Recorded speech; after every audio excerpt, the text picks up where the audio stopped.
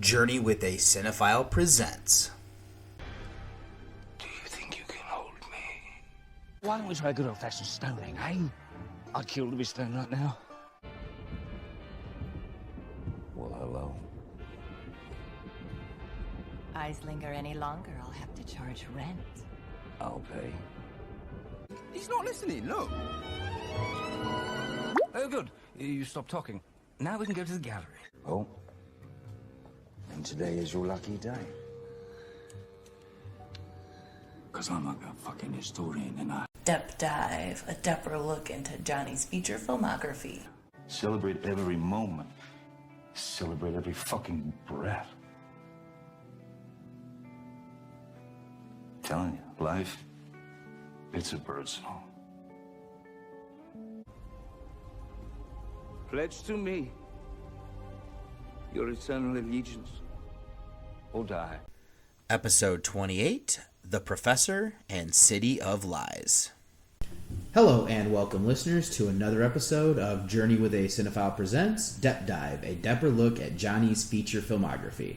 I am one half of your hosting duo of David Garrett Jr., recording out of Columbus, Ohio, and I am joined as what she will tell you as my better half, Jamie Frisch Garrett. Hi, everybody. Hello. And so... Hello and welcome. And welcome.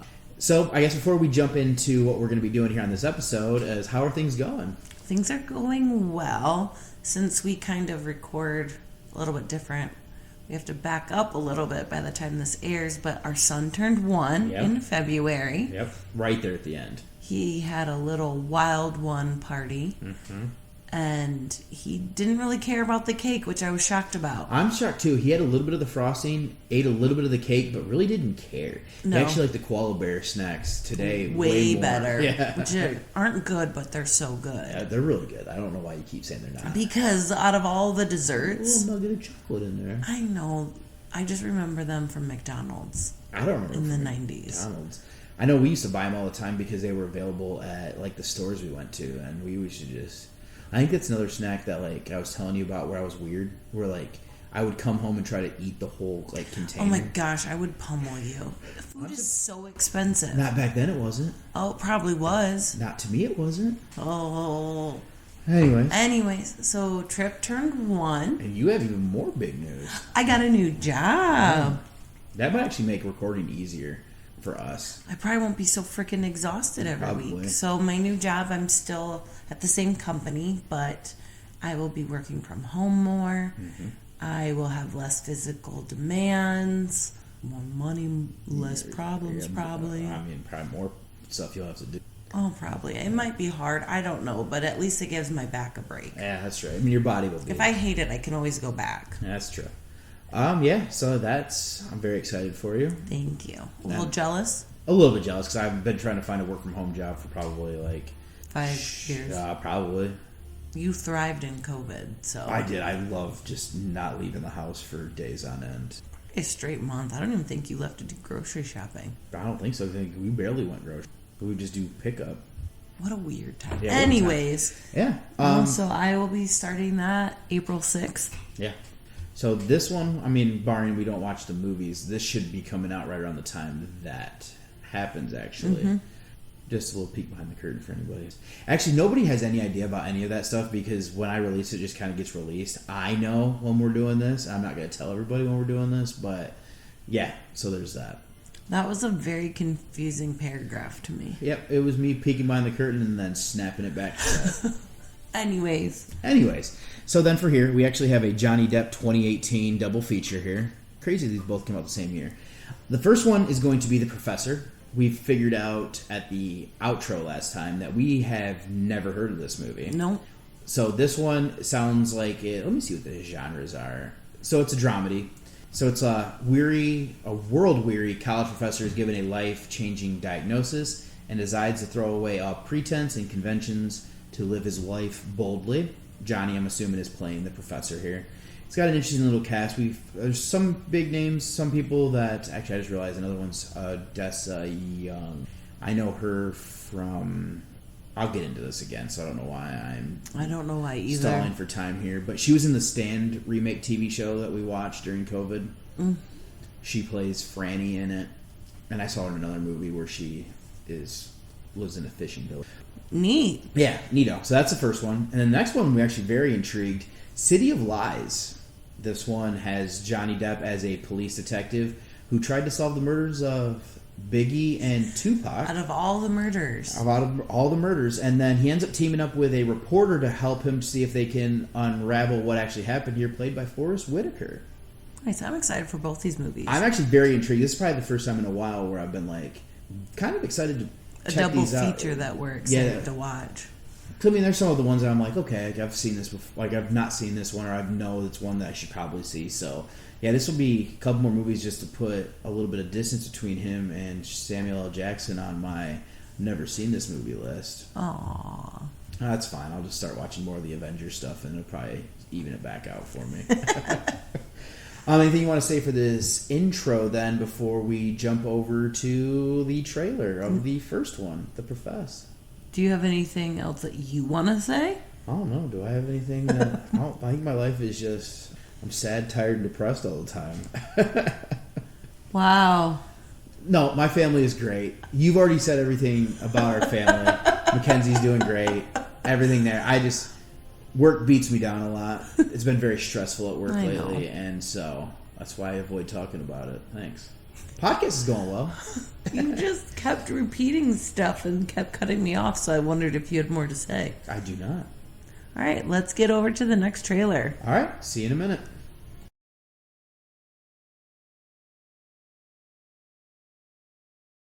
It doesn't look good, Richard. In fact, to be quite frank, it looks pretty bad. How long are we talking? Probably 6 months. My name is Richard. I'm your professor. From here on out, we're going to do things very, very differently. Oh, if any of you sell marijuana, please visit me during office hours. Thanks. Bye. I have cancer, and it doesn't look good. Best of luck with your impending death. It's your health. There's no need to be facetious. All right, stop. Forget a B. But I'm not finished. Take a seat. Does it matter if I smoke a joint? You gotta be kidding me. He's trying to beef. Where'd you get that? For well-to-do middle-aged wasps, we can get prescriptions for anything we want, darling. What's going on? Seem like you're drunk or on drugs? Admittedly, we are on a bit of both. We need to talk. I am chancellor of this You're university. cheating on your wife, Henry. With the wife of a devoted faculty member. Specifically, mine. Are you all right? No. Why are you and Mom still together? What happened to us, Richard? What happened to us? Life. Damn it, Richard, those are crystal. She wings at me. He just picked up that waitress in less than a minute. Shut up, Richard.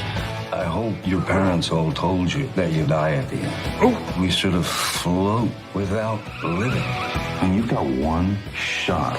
Grab it, snatch it up, make it yours. Don't let a moment of it slip by.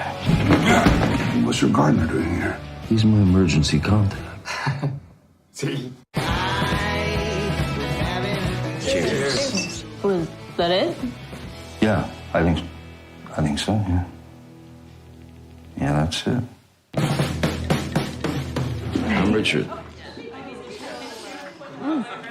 Okay. That's a hell of a greeting.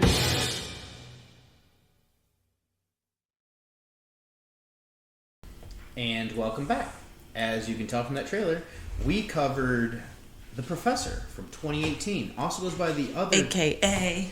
Richard Says Goodbye, which actually is how we watched it, I believe. Yeah. On Tubi is what it pulled up under. I think you're right. But this is written and One directed time. by Wayne Roberts. This stars Jonathan Depp, Rosemary DeWitt, and Odessa Young. This is a comedy drama, so a dramedy, that is from, I believe this is the United States, but I just want to double check that there is. And of course, this is going to run super slow. You always blink a lot when something's running slow. Except for your brain, apparently. The United States, so no co-production here. This is all from the U.S. of A. Well, no wonder why I loved it so much. Just kidding. This is sitting on a 6.7 on IMDb, and then a 3.2 on Letterboxd, with the synopsis being: a college professor lives his life with reckless abandon after being diagnosed with a terminal illness. And this is not a spoiler because we learned this within the first 5 minutes of the movie. It is lung cancer, and it's really kind of a gut punch for Jonathan, a.k.a. Richard, because he's a non-smoker. And really kind of bummed out, because there's actually a funny scene where he bums a cigarette from a student and then coughs in his face and just gives it to him. Gives it back. So what are your thoughts here on The Professor? I absolutely love this movie. Yeah, me too. I was actually... This is A Journey with a Cinephile presents 10. Okay. I didn't want to say the whole name because it was really long. Like a nightclub 10. Okay. That's what I was going for. Yeah, that's fair. Okay. It was up there with... This was probably one of my favorite movies that we've watched in recent memory. It's stuff like that when you do a podcast and you like find a gem like this that really kind of surprises me. It's not even in the genres that I necessarily like. I mean, I like comedies. There's a lot of dramas that definitely a dramedy. Oh yeah, I mean he is. We laughed, we cried, we cringed. Yeah, it's very cringy. Oh yeah, sometimes it's very awkward, and just there are situations that are very bothersome. Sorry, your beer has an arrow that says "open this end." Like you wouldn't know how to do that. I don't know what they're kind of jokey. I don't know what the other arrow says because there's an arrow pointing down. And sorry, do you see it? Keep turning. Up at the... Crush to Recycle is the other one. Oh, sorry. So what she's talking about is, as she must really love this movie, is I am drinking a garage beer, a classic small batch brewed light beer, 95 calories. You're welcome. I do like garage beer. It's actually one of my favorite. Is that a Columbus? I believe so. Well, we're not sponsored, but we would love to be. I know they sponsor Bobby Carpenter's show. Oh, yeah? I believe, at least. Yeah. I like garage beer lime. You do, and I like the regular. Anyways, back to the movie here. But yeah, there's a lot of... I mean, I guess the basic premise here, Richard finds out that he has cancer, like, right there in the very beginning. It's the opening scene. And he's a college professor, and he pretty much has decided that he is not going to take new treatment. He says, F it all. Yes, because treatment is only going to give him a year to a year and a half. If he doesn't have treatment, it's going to be 6 months. So he just wants to live out the rest of his days how he wants to. And it's actually kind of interesting is when I was doing my review, this really is breaking down the nuclear family, this movie is, because his wife is cheating on him. He actually does not tell his family that he has cancer. He doesn't tell them until late. He doesn't tell his family right before he leaves. Yeah. And so they're almost last to know. They're up there. The only person he actually tells is his best friend, who's his co-worker of Peter, portrayed by the great Danny Houston. He doesn't tell her at first, though. Oh, not at first, no. But, I mean, Peter knows from the jump, and they're the only two that know until... Yeah, he does tell Claire, who is the niece to the president, who is the one boinking his wife. Boinking. And that's Ron Livingston, and Zoe Dutch is the young lady. I was actually kind of glad there that they didn't kind of go the normal route that you would expect. So, spoilers for anybody who hasn't watched this yet. But usually you would see that when you have a young character like this, who clearly is infatuated with Richard, that they would normally have them copulate. And they don't. How many other ways? What other terms can you use? Scrumping. Hide the salami. I've not... What? But yeah, like normally though you would have them hook up. And yes. They don't do that here, and I was actually very pleasantly surprised. But the only student he actually hooks up with is Danny, portrayed by Devin Terrell. Yeah, that one was unexpected. Yeah, that one was weird. Yeah, there's a lot like that, twists and turns that you wouldn't expect. Agreed. I thought this movie wasn't super artsy like some of the other movies, like The Orient Express, like some of those really cool shots. Yeah. But it was just done so well. This does have more of a classic cinematography. Yeah, you didn't need all that stuff, though. They do let the situation kind of just dig. It's actually kind of interesting because Veronica is his wife, portrayed by Rosemary DeWitt. They actually get along better when Richard stops caring, and they actually become closer. It's not even that they stop caring; they just drop the facade. Yes, Yes, that's a... So it's just everything's out in the open. They care about each other, but they just I was actually looking up stop some being of the... forced to be your stereotypical married couple. Which is actually interesting, because that's what I ended up finding when I was kind of just looking into it a bit to, like, get my thoughts out, is that the family unit gets fixed when they stop doing the normal norms, like gender norms and, like, doesn't family, always work societal for people. norms. And for them, it's when he doesn't care that she's having an affair, they actually become closer and get along significantly better from that point on. They're not being jerks to each other. Right. Yeah, their situation was cringe, but it made me laugh when he sent that note. Because I feel bad because the daughter is Olivia, portrayed by Young, and she comes out as a lesbian in that opening dinner scene. And then the mother tells her she's not, that it's just a fad. But she actually apologizes after she's talked to her husband. Mm-hmm. And I actually kind of thought that was very... You don't normally see that happen either. No, and she, like, acknowledges that it could still be a phase. Maybe she's just exploring, but she's at least giving her the respect that that's how she feels. And I think sometimes children are looking for acceptance, and they need that from their parents. Yeah. So that's why it's a big deal to come out and tell somebody, and you're just looking to be seen and heard and loved. And the dad did that right away, but the mom took a little bit longer. Well, I love that because he was, like, relieved that it wasn't something like that. Yeah, he goes, oh God, I thought it was something bad. Which, she's 20, she's supposedly in high school, but she drinks an awful lot. The only thing I can think of is that... Well, he called it out. They're wasps. They can get whatever they want. I was going to say, the only thing I was kind of going from it is Veronica is a artist because she's the one that makes all the sculptures. So I think she's the phallic sculptures. Yes, they are. But she's the one who I think is the breadwinner. Yeah. In general. Now I don't know, because he has tenure. He does. And I'm not saying that he's not contributing to it. I'm saying that I think she's one of the ones, I think she brings in more than he does. Or maybe she has the prestige. And then he is doing very well for himself. So, I mean, they're both two working parents that this is a very well-to-do family, so I'm not shocked to see that she is able to drink and get away with it. Does having tenure mean you can't get fired? It means you can't get fired easily. Because things that he does, he could get fired for. That just seems like... I think it just means that, like, you'd really have to do something egregious, like, for him smoking pot, like, on school grounds, I think would be terms of, like, termination. For normal people. For him. But then he got the... He blackmailed his way out of being fired. Yeah, well... But I think it's more of those things where, like, you can't really get fired for, like, performance anymore, from my understanding. It's kind of crazy that they even have tenure anymore, because they don't have that for anywhere else. No, but, like, if you're in a place with a union... Unless you truly royally screw up, it's hard to get rid of you. I don't know. I feel conflicted about that. Because some people, I don't think, deserve that protection, and some people do. Yes, but that's the problem, though, is that you have, if you're doing it for one, do it for all. Yeah. But yeah, no, it's an interesting type situation.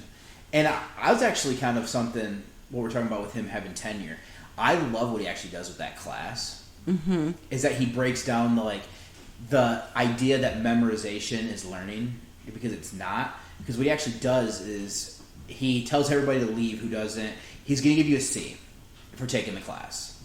And he doesn't think you'll get better than a C anyways, unless you're there to actually try. Yes. And then everybody that he ends up kicking out for a myriad of reasons that were great, like wearing sweatpants and everything like that, is that the students that stay behind, he tells them that if they're going to take a book, they're going to read it, they're going to teach it to the class.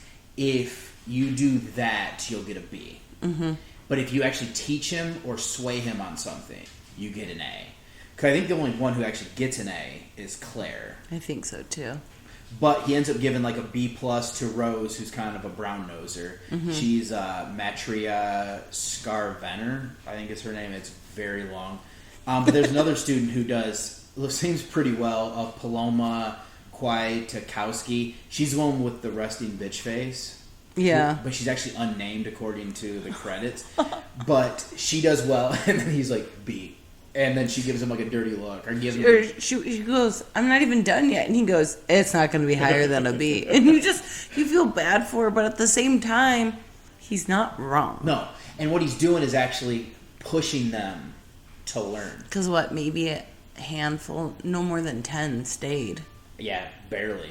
I think in the end, it's the ones that have names are Danny, Claire, Rose, the unnamed student, and then there's the guy from Halloween Ends, Rohan Campbell, is one of the students who stays. I saw him in the front row, like when they were sitting in like by couches and stuff. I was like, wait a minute, he's one of the students that stay. So I think they might only have like 7 people, like 7 or 8. So yeah, you're right. Is that it's? I had one class like that. I actually think it pushes you to like think outside and participate. Yeah. Oh yeah. But no, I mean, I think that's actually kind of very cool to break the system, and he's only breaking it though because he's given up. I don't think he's given up. I disagree. Well, he's given up like on trying to prolong his life. I don't think it's giving up though. I think he's finding what's most important. Yes. He doesn't have time for the bullshit anymore. I agree. So I don't think it's giving up. He's given up on treatment. He never started, so he can't give up. Well, I mean, he's just picking what's most important. I mean, I give it to him is that, yes, that's one of the key themes of this movie, is we don't live life to the fullest, that we go about our mundane lives. If anything, I think he's living more because he's not giving up. I agree with that. I agree with that statement, because that's what he, 100% is living out the rest. I agree with you, and you can't even accept it. You don't fully agree with me. I've said the same thing. I agree with you. He is definitely living his life. Is he giving up? Yes, he's given up on life. No, we're disagreeing. I disagree. Yes, you do. I think if he's not doing treatment, he's giving up. You agree that we disagree? Yes. So we don't agree. Somebody likes to argue here. You can tell me. Oh my goodness. So yeah, anything else that you want to talk about with kind of the story? Because I don't know if there's anything that I kind of haven't touched on that I've already done. We covered it pretty well for this review. Mini synopsis. Then let's go over to talk about the cast. We've already kind of done this, so I'm just going to kind of... Depp was great. DeWitt, I thought she was really good as well. Young works in her kind of minor role to kind of frame things. I felt really bad for her at the end with, what his decision is. Danny Houston, another fantastic actor. 30 Days of Night. He's the main vampire. The half-brother of Angelique Houston, actually. I ended up looking up. Zoe Dutch was in the second... You saw her in something else that we were talking about. Bad Grandpa. Yeah, that's right. Devin Terrell, I actually saw him in a low-budget horror movie last year, which is kind of wild. I was like, hey, that guy looks familiar. Ron Livingston is actually the main guy from Office Space. Oh, yes. Then there's Siobhan Fallon Hogan, who is the...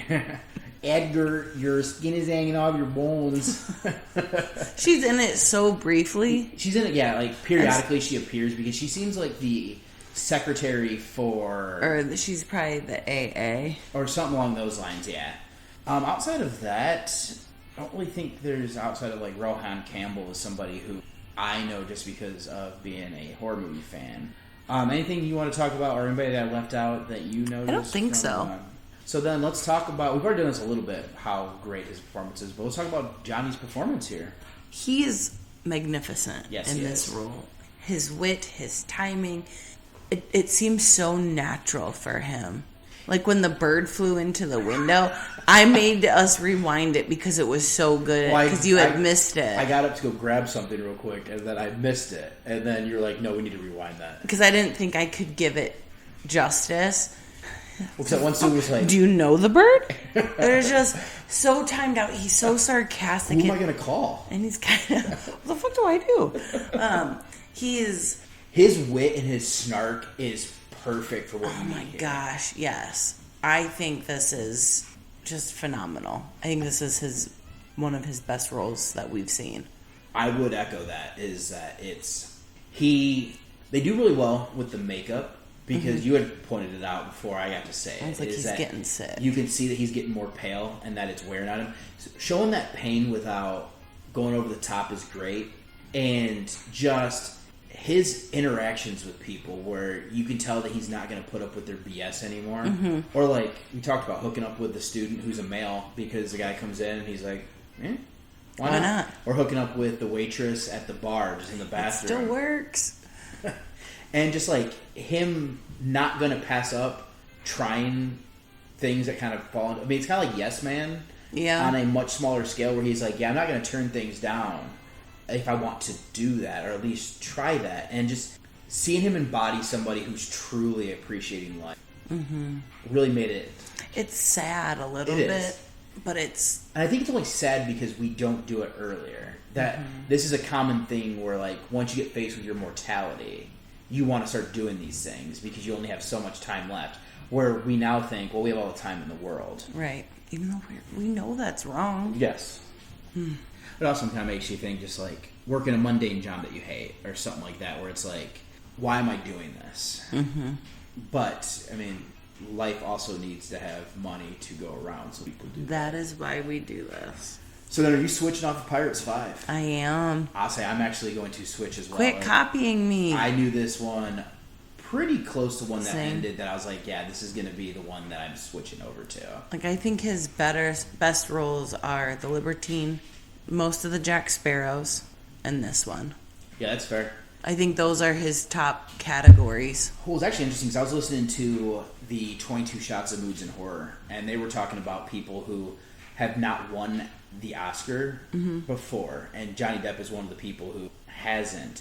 And I mean, I was talking to the podcast while at work because they can't hear me, but it was literally one of those things where it's like he takes on a lot of commercial roles back.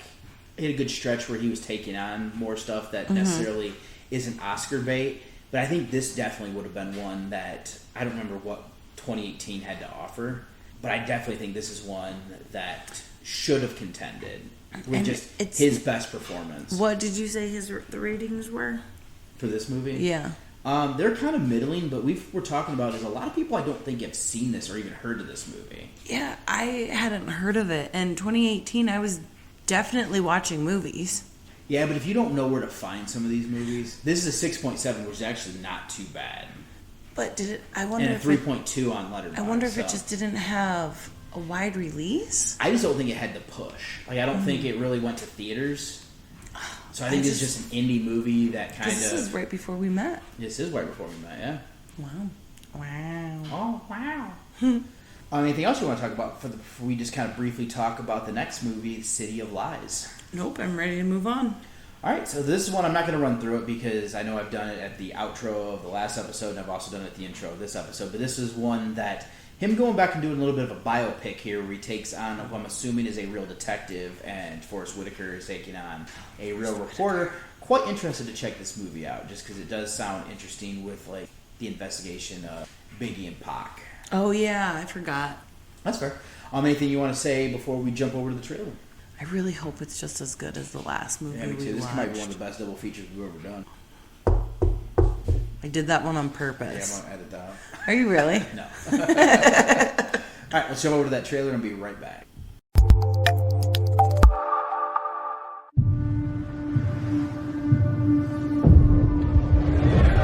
Hey, Biggie! 20 years ago, you were the lead detective on the Biggie Smoke case, right?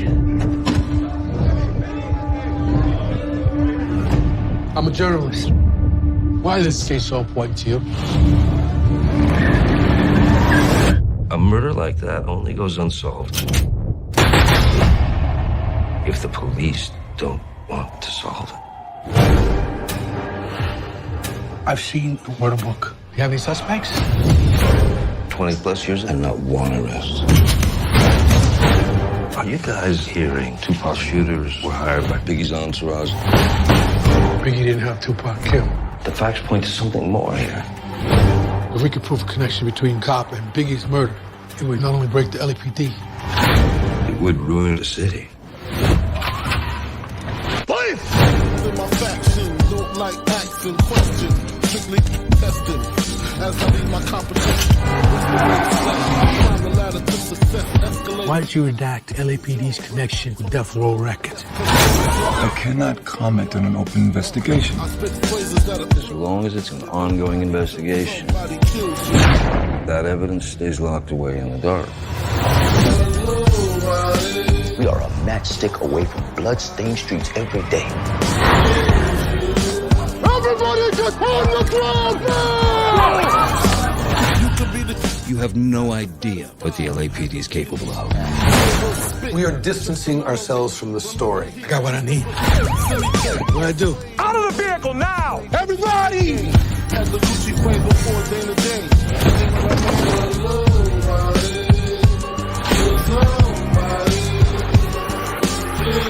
Who shot Biggie Smalls? There was only one way this was going to end.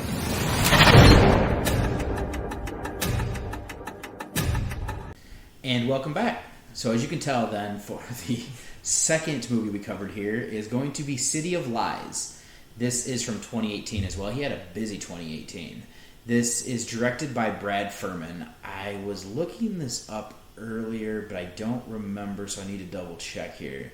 Because the screenplay was written by Christian Contreras. The original writer was Randall Sullivan, and we can circle back to that here in a minute. But this is starring Jonathan Depp, Forrest Whitaker, and Toby Huss. This is a police procedural, political thriller, true crime, biography, crime drama, mystery thriller film that is a co-production between the United Kingdom and the United States. Currently sitting on a 6.5 on IMDb and a 3.0 on Letterboxd, with a synopsis being Russell Poole and Jack Jackson investigate the murder of rapper Notorious B.I.G., aka Christopher Wallace. So this is the first time watch for both of us. Yes. Pleasantly surprised on this one. Actually, Yes. when we read the synopsis, I was actually pretty stoked to kind of... Agreed. Because I will let you tell your kind of piece on it, but I do remember when Biggie and Tupac got murdered.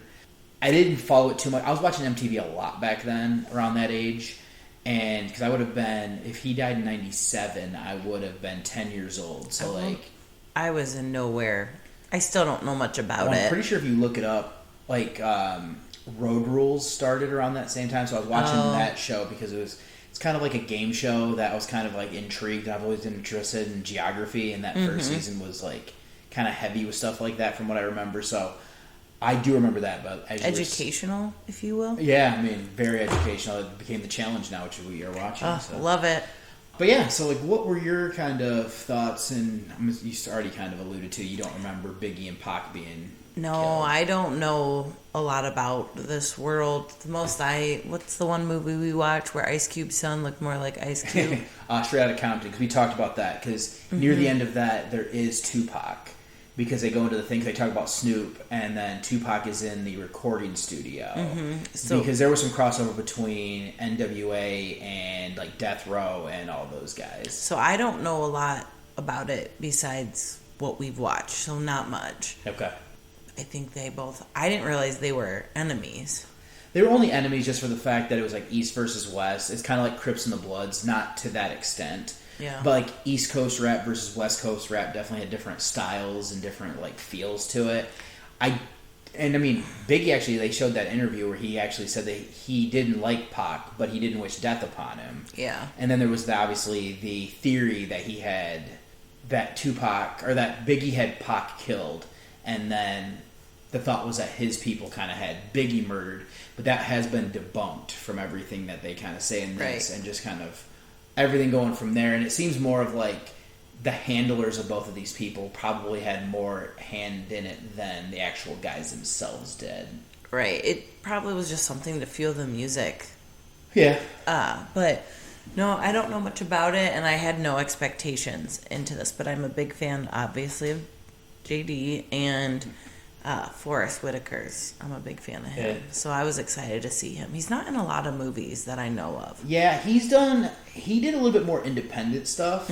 Kind of like one of his big ones is like that Ghost Dog Way of the Samurai, where he's Panic Room is what I know. Okay, yeah, Panic Room. I mean, his son's also an actor.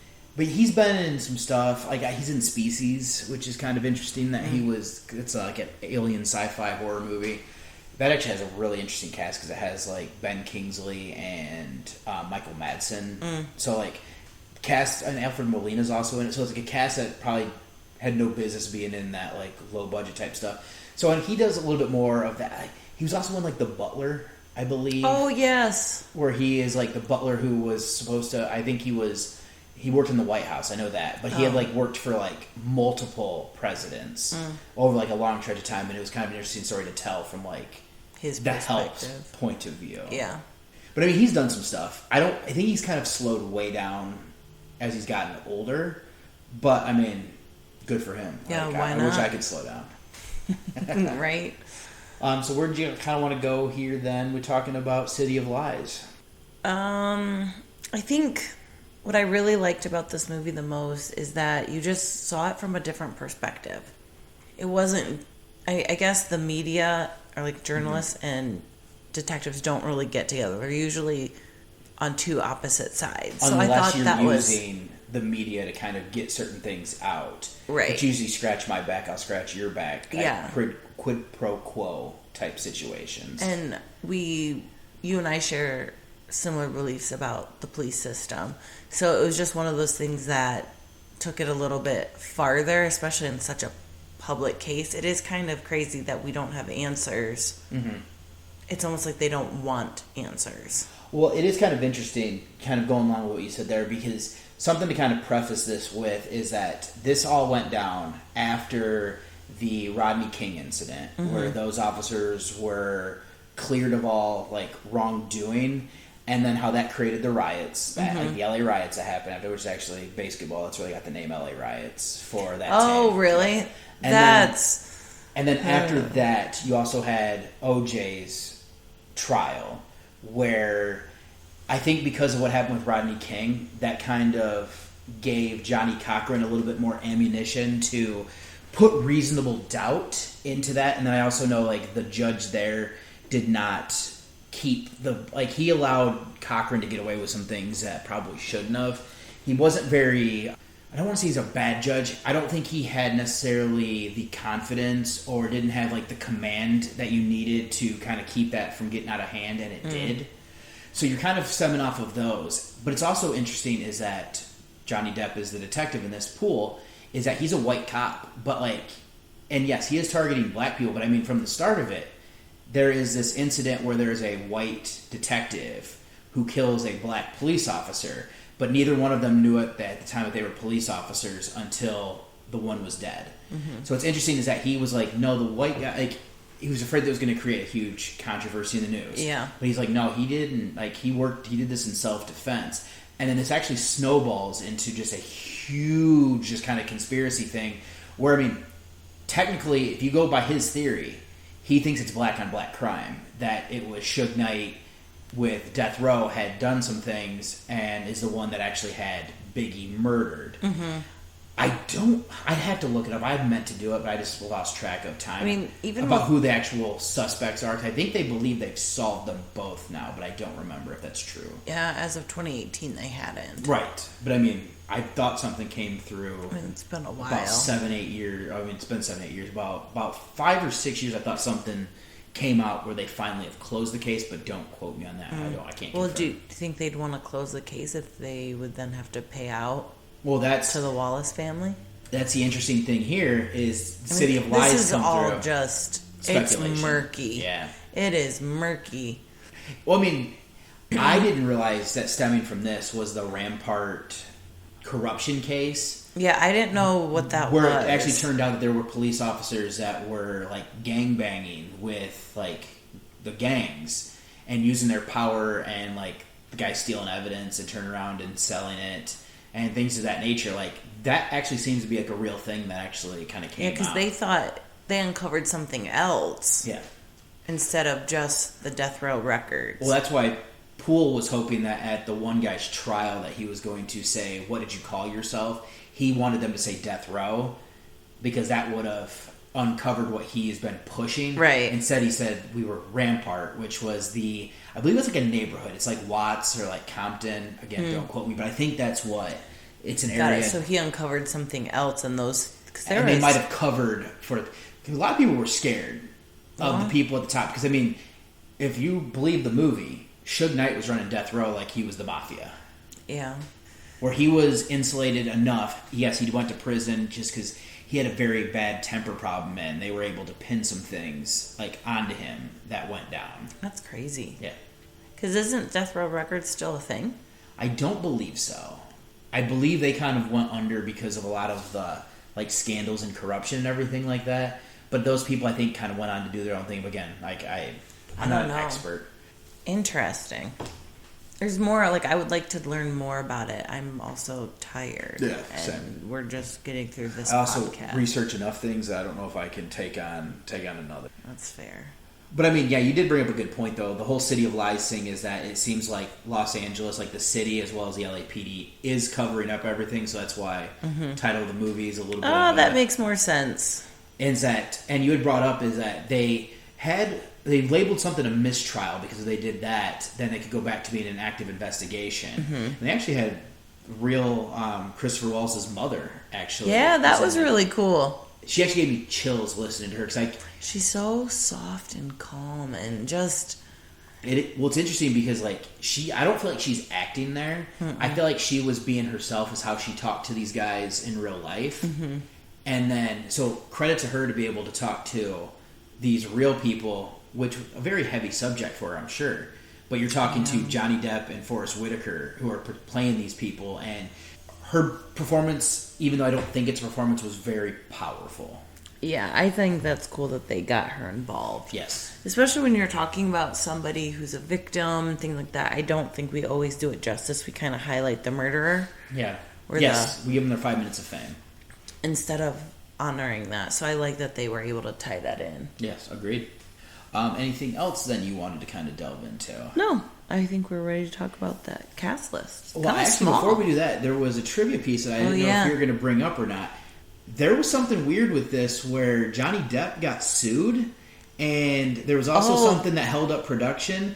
And so Johnny Depp claimed self-defense in an altercation. Okay. But then something else happened.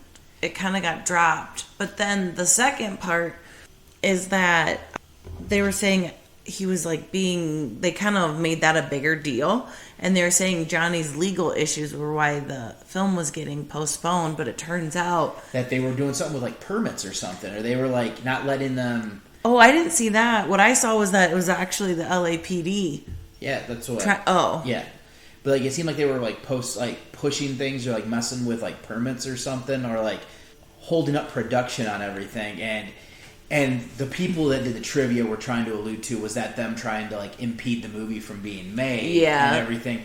But this was on a blacklist for a while of not to be made, but I didn't know why. Blacklist usually means that it's a script that is either difficult to make for whatever reason. This case is going to be the subject matter. Is I'm assuming no studio wanted to touch it for fear of repercussion. Or if you're a studio, do you really want to make a movie talking out against the police? Because that alienates anybody who is, I'm just saying this, is normally who would side with it would be, conservatives might not want to see this because you're demonizing the police. They might not want to see it because of... And if you're racist, you probably don't want to see this either, just because this is glorifying saying that some of these black people were actually in the wrong when the police were involved.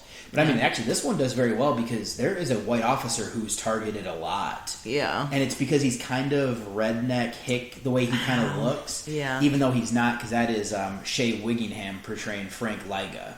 Yeah. And he's involved in the opening altercation and everything like that. Yeah, because at first you think it's all him, but then you don't... And there's a lot that gets unraveled there. A lot. It's a great movie. I really liked it. Yeah, no, I had a feeling it was going to be really good, so I was glad that it kind of lived up to that. Me too. We had two really great ones back to back. Yeah, this has been a great double feature. We'll run through that cast like you were saying. We already talked about Jonathan and Forrest. We also have Toby Huss, who I know him from the movie Weapons that came out last year. Is that Liga? No, that is Detective Fred Miller. He is the guy who Wiggum is Frank. We had Dayton Callie, who is Lieutenant O'Shea from Sons of Anarchy, where he plays Unser. I thought the one guy was in Sons as well, but he wasn't. But we've seen him before and stuff. Is the city attorney Stone? He's Lewis Harthrum is the actor. He's a character guy. Xander Berkeley, who plays Forrest's boss, is actually in the original Candyman. Oh, okay. He's the boyfriend or the husband who's the professor who dates students, which is kind of creepy. We also I wanted to bring up Michael Parry. I know him. He's been in quite a bit of things. He was one of the detectives. Glenn Plummer, we talked about him from Day After Tomorrow. He plays Psycho Mike in this one. He is the homeless man in that movie.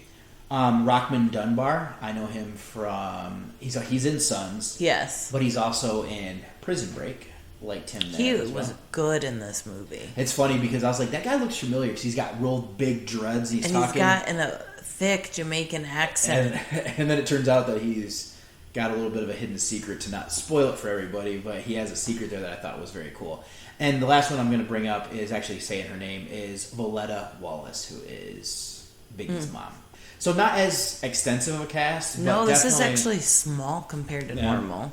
This one seemed to be a little bit more of like a bigger budget, more like Hollywood movie that was critical of things.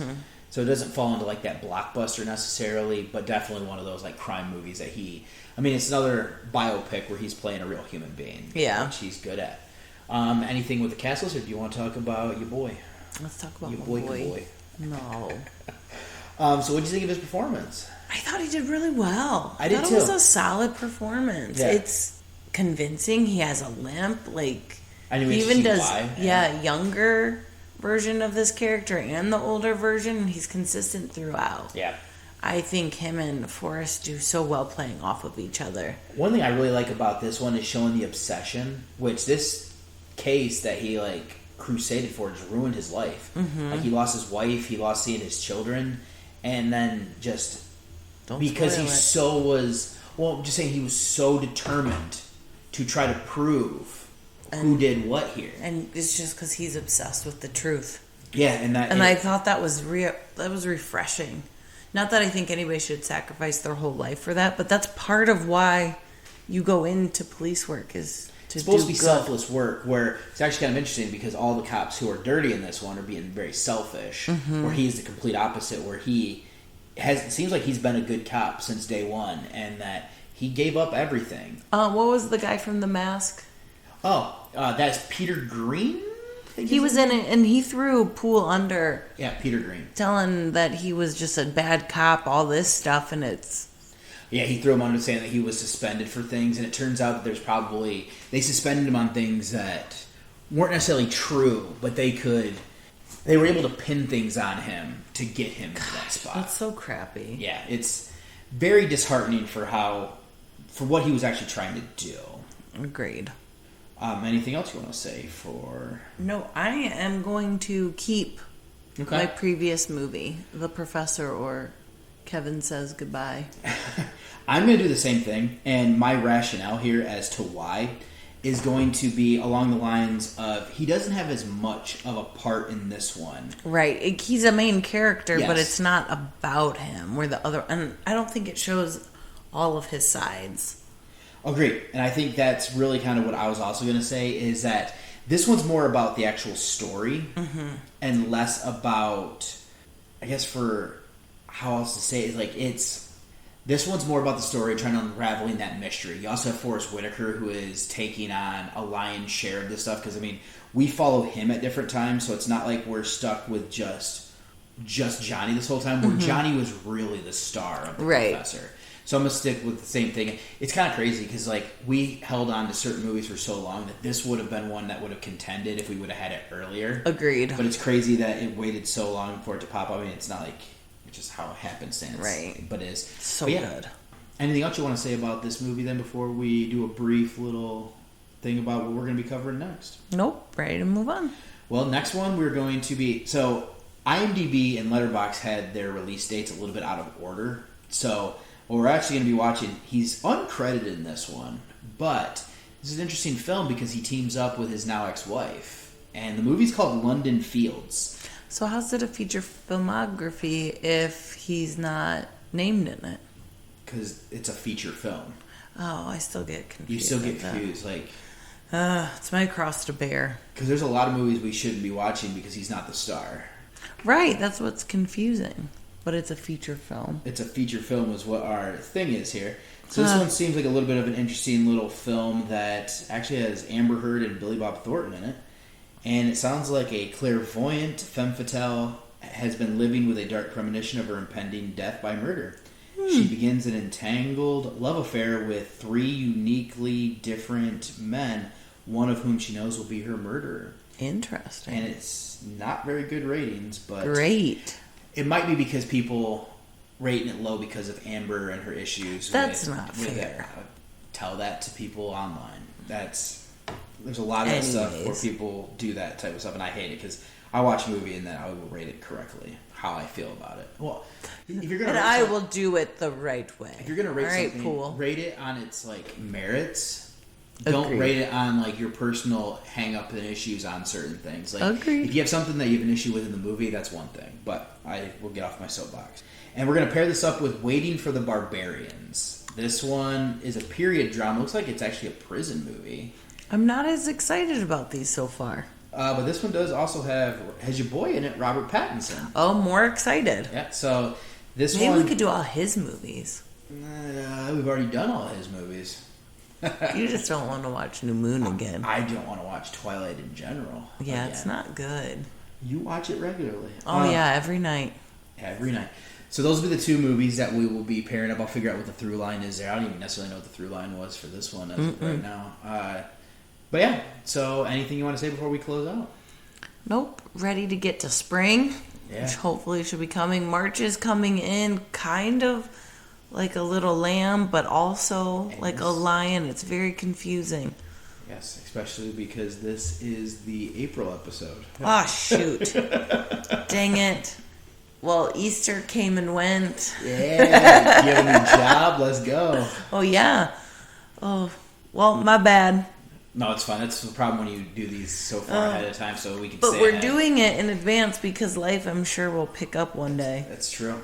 Well, then, if there's nothing else, do you want me to sign off first? Is that how we do this? Yeah. Okay. I am one half of your hosting duo, David Garrett Jr., and I am signing off. And I'm the better half of Jamie Frisch Garrett. Better half. Bah. Bye. It had been a wonderful evening, and what I needed now to give it the perfect ending